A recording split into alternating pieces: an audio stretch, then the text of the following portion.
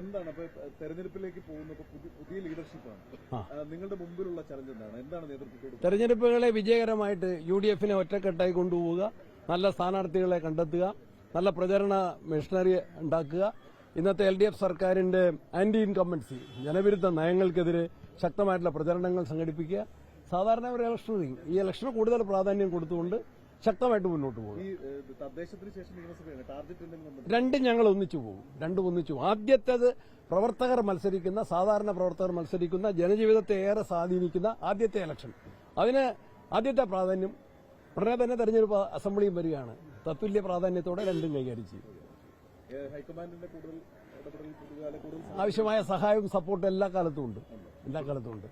Today, the new team of Kerala, which is very balanced, and everywhere our workers are so enthusiastic, even the media, our UDF partners, they all congratulate this team, and especially it is our new responsibility to come in power in 2026, and for that the enthusiasm shouldn't stop, and we will just go together as a team and unanimously, univocally we will speak and we will do it. That is the main promise today.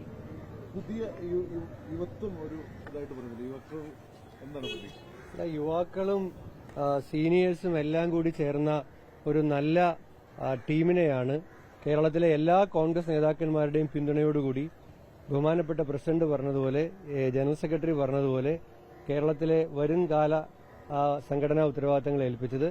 ഞങ്ങൾ യുവാക്കളും അനുഭവ സമ്പത്തുള്ള ഞങ്ങളുടെ നേതാക്കന്മാരും എല്ലാവരും ഒരുമിച്ച് ഒറ്റക്കെട്ടായി നിന്ന് ഒരു ലക്ഷ്യമേ ഉള്ളൂ.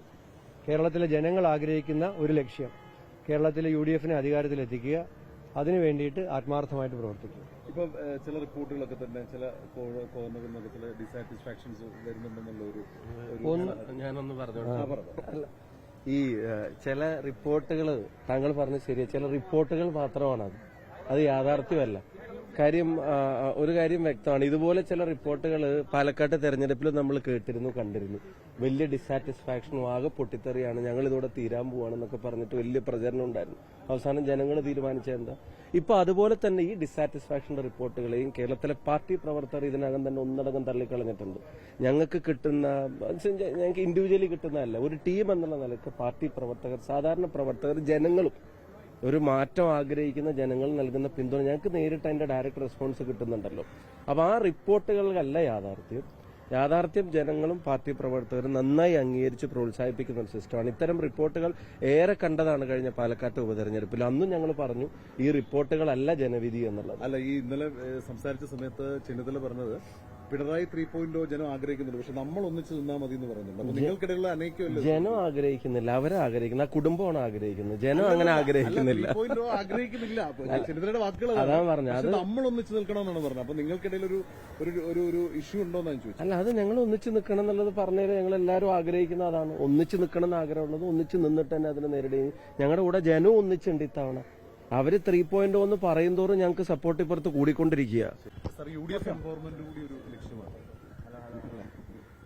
UDF ഇപ്പോൾ ഒന്നിച്ചൊറ്റക്കെട്ടായി നിൽക്കുകയാണ്.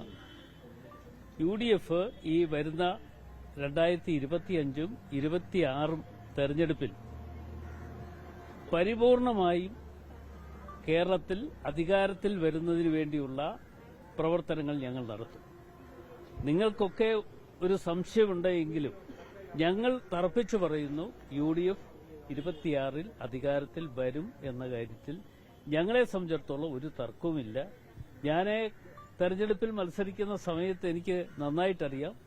2019 ഞാൻ മത്സരിക്കുന്ന സമയത്ത് എല്ലാവരും വന്ന് ചോദിച്ചു, മത്സരിക്കുന്ന വെറുതെ അല്ലേ? അപ്പോഴെല്ലാം ഞാൻ മീഡിയാസിന്റെ മുമ്പിൽ പറഞ്ഞത്, ഞാൻ ജയിക്കും എന്നാണ് പറഞ്ഞത്.